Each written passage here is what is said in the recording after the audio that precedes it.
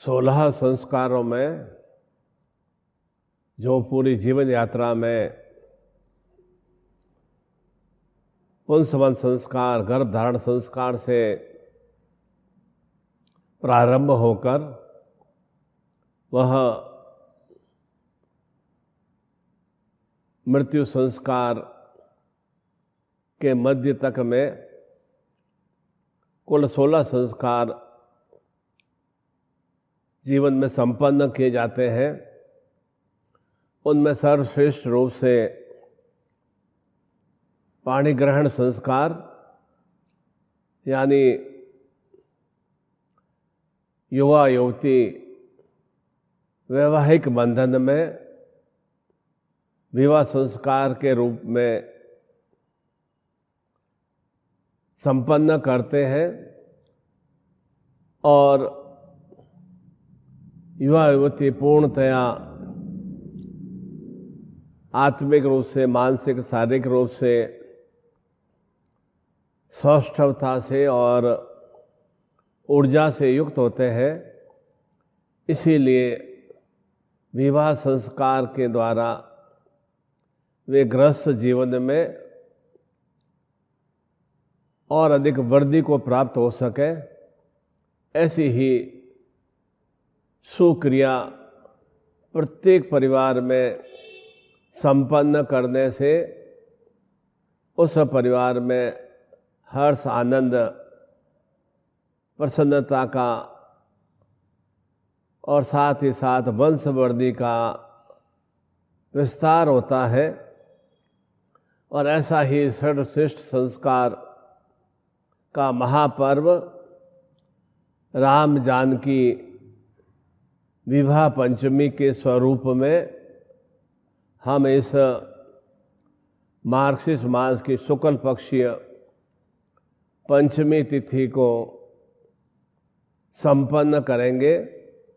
और विशेष रूप से यह विवाह पंचमी राम जानकी का यह पर्व अवश्य ही प्रत्येक साधक साधिका को संपन्न करना चाहिए, जिससे कि उनके भी जीवन में निरंतर ऐसी ही सुश्रेष्ठ वंशवृद्धि हो। क्योंकि कहा जाता है कि हमारे वृद्ध बुजुर्ग भी कहते हैं कि बेटा हो तो राम जैसा और पुत्री हो तो सती सीता जैसी पवित्र सौंदर्य से युक्त निर्मल हृदय, ऐसी ही पुत्र और पुत्री की सभी मनुष्य कामना करते हैं। और यह विवाह पंचमी का पर्व भी इन्हीं भावों की गृहस्थ जीवन में वृद्धि के लिए संपन्न किया जाता है। और भगवान श्री राम का विवाह माता जानकी के साथ विश्वामित्र जैसे श्रेष्ठ योगी ने संपन्न कराया, वैदिक परंपराओं के रक्षार्थ के स्वरूप। और साथ ही साथ उनके भी जीवन में रघु परिवार में और अधिक श्रेष्ठता का भाव चिंतन का विस्तार हो।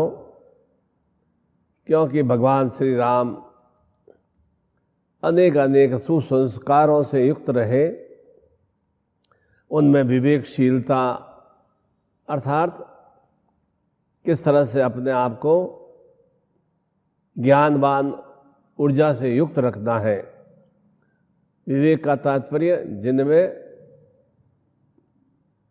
ज्ञान शक्ति का भाव चिंतन हो, आत्मनियंत्रण अर्थात कभी भी वे उग्र अवस्था में, क्रोधी अवस्था में अपने मन और आत्मा पर पूरा पूरा इनका नियंत्रण रहा। दयालु स्वभाव, प्रत्येक के साथ स्नेह में आचरण करना, भातृत्व भाव अर्थात सभी भाइयों के प्रति और अपनी प्रजा के व्यक्तियों के प्रति, और चाहे वह वन यात्रा में रहे तो वहाँ भी भातृत्व भाव का ही विस्तार किया।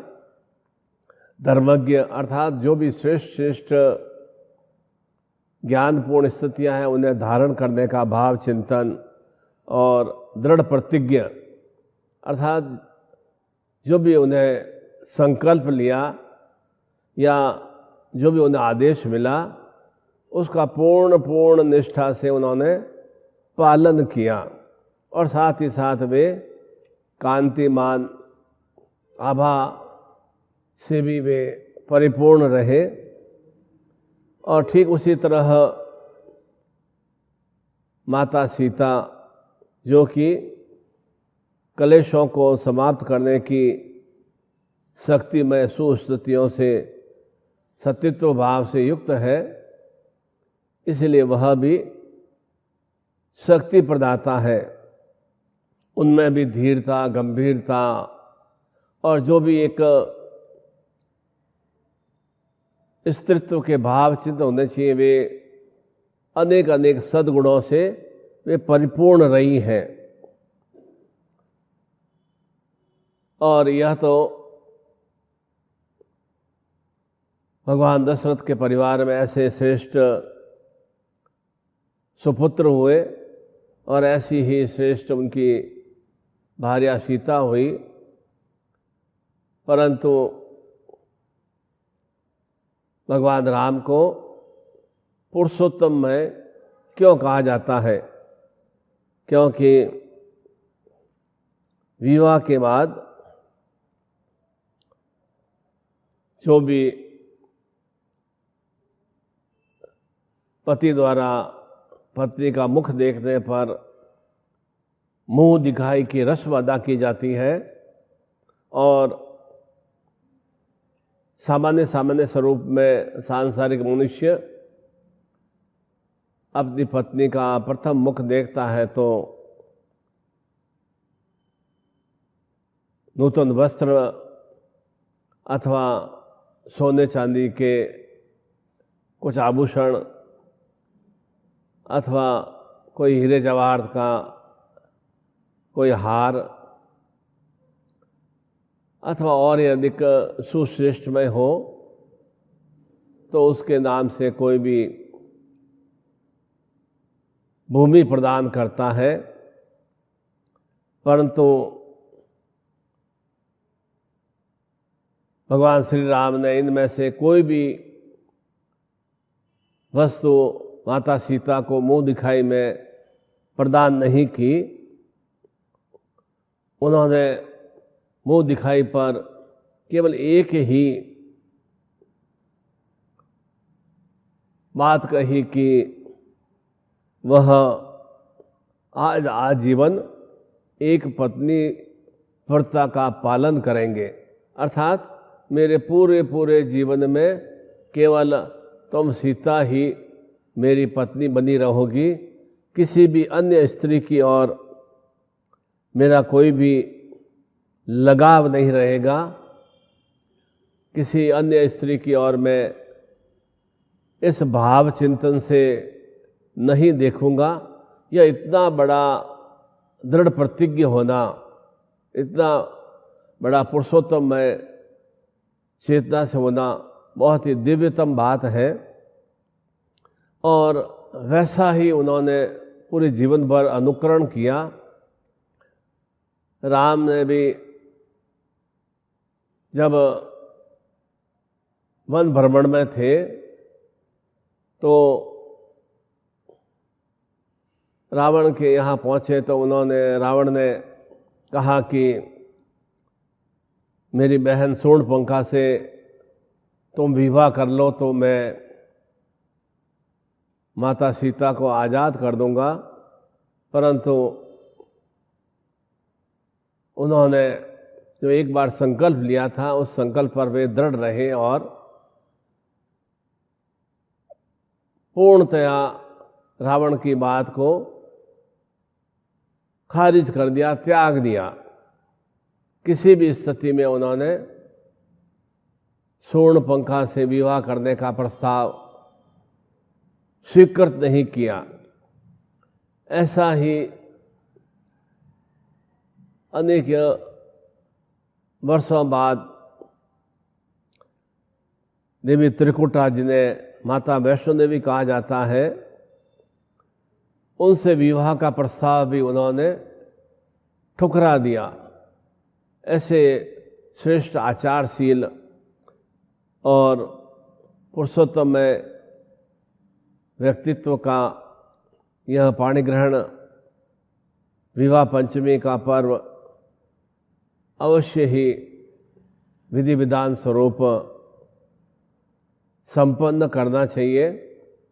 और इसका श्रेष्ठ समय 27 नवंबर रविवार को प्रातः 10:29 से शुभ मुहूर्त प्रारंभ होगा।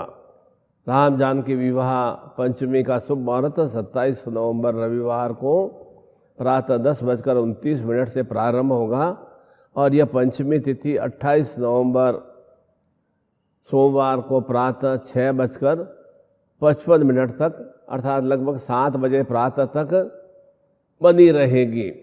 इस मध्य में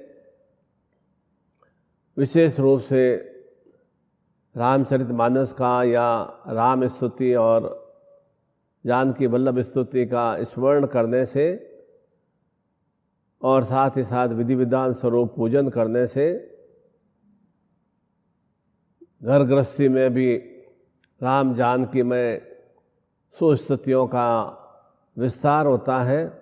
अथवा हमारे परिवार में अविवाहित पुत्र पुत्रियां हैं तो उन पुत्र पुत्रियों के लिए योग्य वर वधू की प्राप्ति के लिए इस राम जानकी विवाह पंचमी पर्व पर